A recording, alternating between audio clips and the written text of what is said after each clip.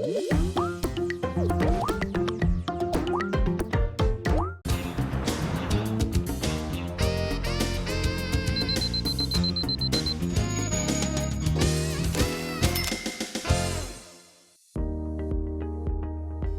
쓰리고 답답하거나 목에 이물감이 있는 것 같은 기분 나쁜 느낌. 바로 역류성 식도염으로 힘들어하는 분들의 공통적인 증상입니다. 대부분의 사람은 위산이 식도로 역류하는 속쓰림을 한 번쯤은 경험하게 되는데요. 이러한 증상이 자주 나타난다면 만성질환을 의심해야 한다고 합니다. 그뿐만 아니라 증상이 심할 때 치료하지 않고 방치하면 심각한 합병증을 유발할 수 있다고 하는데요. 오늘은 역류성 식도염의 모든 것을 김정희 원장과 함께 자세히 알아보도록 하겠습니다. 역류성 식도염은 위 음식물이 이제 식도 위쪽으로 이제 역류를 하면서 식도 위가 헐기도 하고 헐지 않더라도 신물이 올라오거나 속이 쓰리거나 명치부나 가슴에 흉통을 느끼는 등 여러 가지 이제 증상을 느끼고 일으키는 병이라고 할 수 있겠습니다.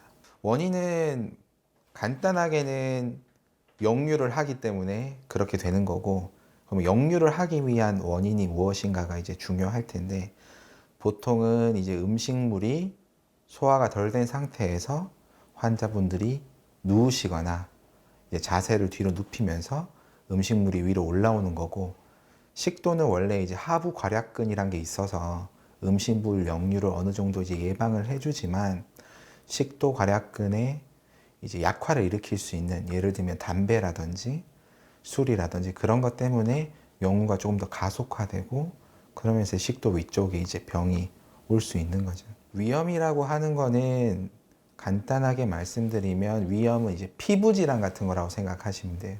사람이 피부염이 있다고 해서 그쪽이 늘 가렵거나 아픈 건 아니듯이, 피부에 여드름이 있다고 그 사람이 피부 병이라고 하진 않잖아요.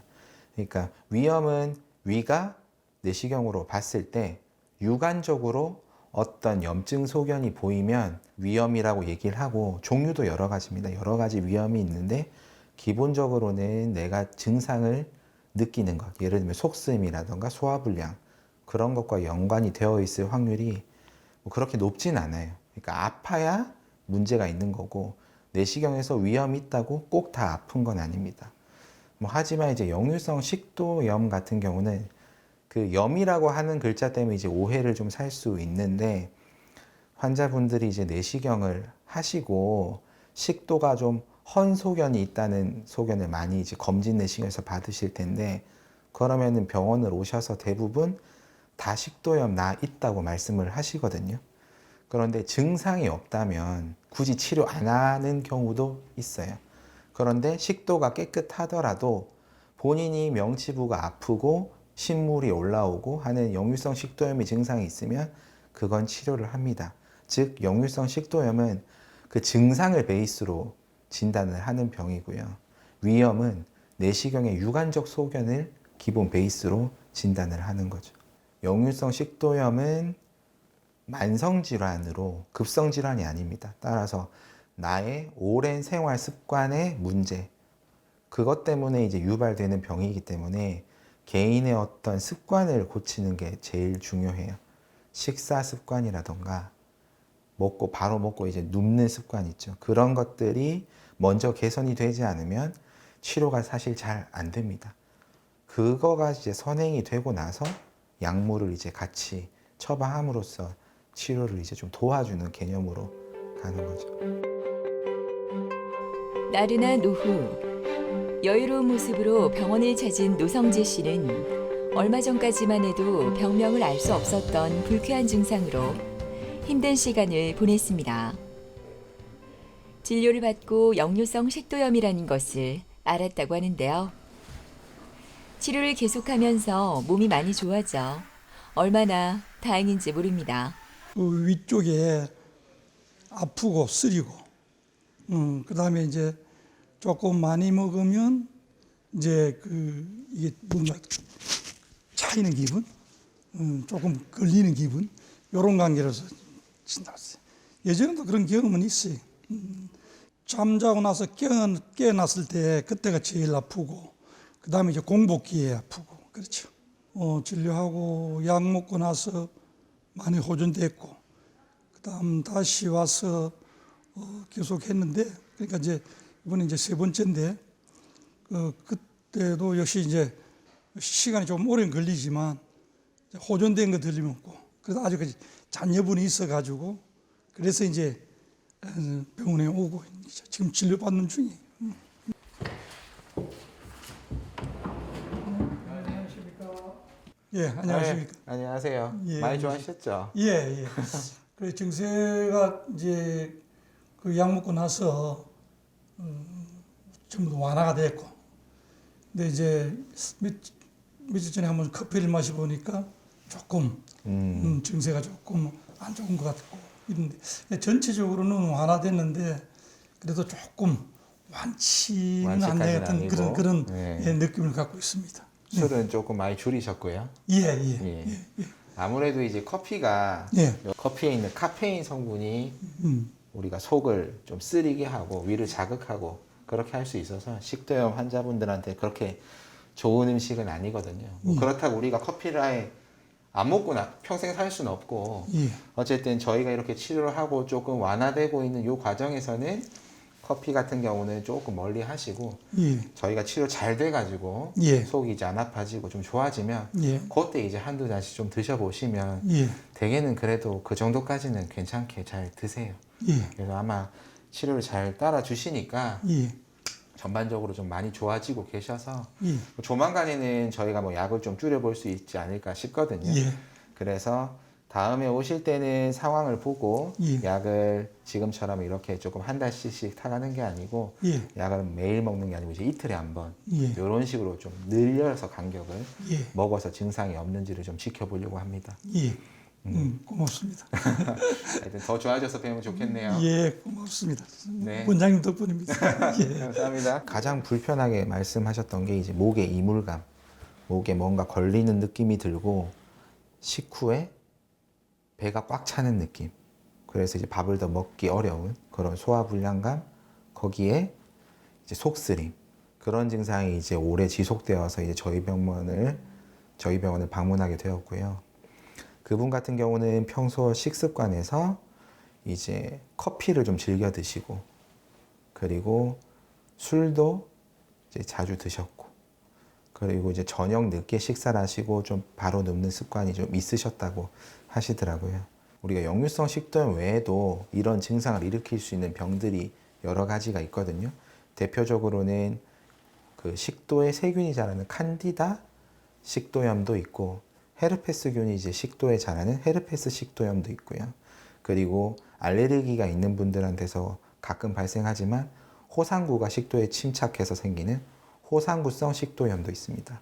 그런 것들을 일단 위내시경으로 먼저 감별을 하고 위내시경 상에서 식도나 위에 특별한 다른 병변이 없다고 하면은 역류성 식도염을 진단을 할 수 있게 되고요.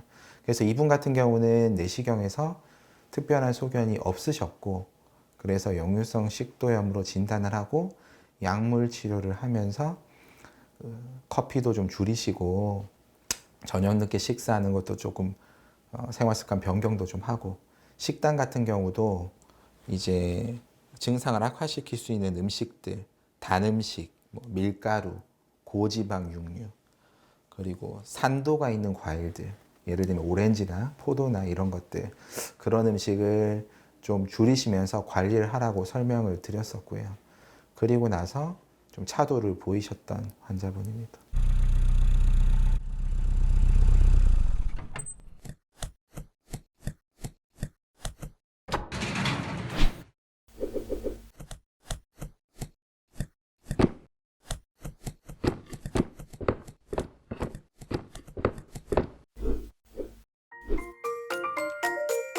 목 이물감이 있으면 역류성 식도염을 의심해 봐야 하나요? 일단 병원에 오셔서 목에 이물감을 발생시킬 수 있는 여러 가지 질환들이 있거든요. 뭐 가장 흔하게는 이제 뭐 식도염도 있겠지만은 식도암도 있을 수 있고요. 그리고 갑상선에 어떤 종물이나 암이 있어도 이물감을 느끼실 수도 있고, 호상구성 식도염 같은 특이한 식도염 질환도 이런 증상을 일으킬 수 있기 때문에 일단 병원을 내방하셔서 위내시경을 시행한 다음에 다른 소견이 없다면 역류성 식도염 가능성을 생각해 볼 수는 있습니다. 다만 목에 이물감을 호소하시는 식도염 환자분들은 대개 이 증상을, 식도염 증상을 상당히 오랜 기간 앓으신 분들이에요. 그래서 이렇게 증상이 발생하신 분들은 유병 기간도 길기 때문에 당연히 치료 기간도 길어요. 그래서 일반적인 위장약에 효과가 없는 경우도 되게 많고, 어떤 선생님들은 이물감은 아예 개선이 안 된다고 말씀하시고 치료하는 분도 있습니다. 하지만 제 경험상 보면 치료를 길게 잘 하다 보면 이물감도 시간이 걸릴 뿐이지 서서히 개선되긴 하거든요. 그래서 뭐 너무 방치하지 마시고 꼭 병원 오셔가지고 확인하고 치료 받으셨으면 합니다. 역류성 식도염은 음식과 관련이 있나요? 우리가 위 내용물이 역류를 해서 오는 질환이기 때문에 뭐 음식이라고 하는 게 빨리빨리 소화가 된다고 하면 병이 올 리가 없겠죠. 소화가 잘 안 되는 음식들, 예를 들면 튀긴 음식이라던가 고지방 육류라던가 너무 과식을 한다던가 이렇게 되면 소화되는 시간이 기니까 이제 역류를 할 확률이 높기 때문에 이런 음식들이 보통 식도염을 좀 악화시키거나 유발할 수 있습니다.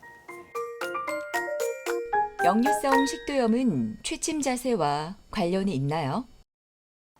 제일 중요한 건 먹고 바로 자지 않는 거예요. 교과서적으로는 한 3시간 정도 텀을 두고 이제 누워서 주무시라고 말을 하고요. 사실 실생활에서 밥 먹고 3시간 가만히 앉아 있는 게 쉽진 않기 때문에 적어도 그래도 2시간 정도 해주시면 좋고, 뭐 속설로는 왼쪽으로 돌아 누워서 자면 좀 낫다고 하는 말이 있긴 합니다. 이거는 위라고 하는 것이 이쪽이 왼쪽인데요. 왼쪽으로 이렇게 볼록하죠. 그렇기 때문에 왼쪽으로 돌아 누우면 음식물이 여기에 고이면서 위로 역류하는 그런 증상이 좀 덜할 수 있긴 해요. 하지만 그렇게까지 효과적이진 않습니다. 눕는다는 행위 자체가 역류를 유발하니까 가능하면 잘 안 누우시는 게 좋습니다. 역류성 식도염을 예방하는 식사 요법이 따로 있나요?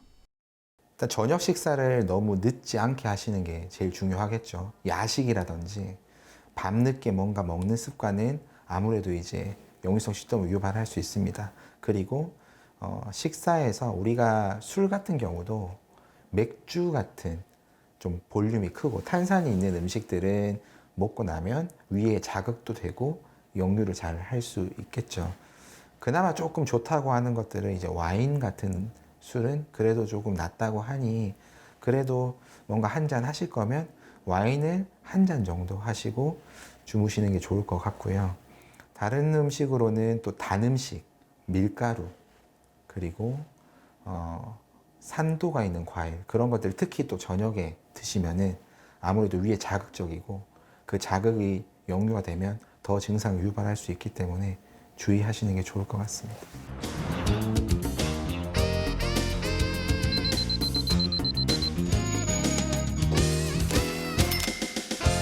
제가 이제 병원을 운영하면서 가장 많이 듣는 얘기가, 본인은 전혀 증상이 없는데 내시경 소견만 가지고 본인이 식도염이라고 이제 알고 있는 분들이 너무 많아요. 이 염자란 글자 때문에 상당히 많은 오해를 불러일으키고 있다고 생각을 합니다. 그리고 내시경이 괜찮다고 자기는 식도염 증상이 있는데 또 전혀 괜찮다고 병원을 안 오시는 분도 있어요. 그래서 중요한 거는 증상이 있느냐. 역류를 해서 내가 아프면 이건 병이 있는 거거든요. 그래서 증상이 있으면 미루지 말고 병원을 오셔서 치료를 받으시고, 내시경에서 약간 식도염이 있다는 얘기를 들었다고 해서 전혀 증상이 없는데 너무 많이 걱정하실 필요는 없습니다.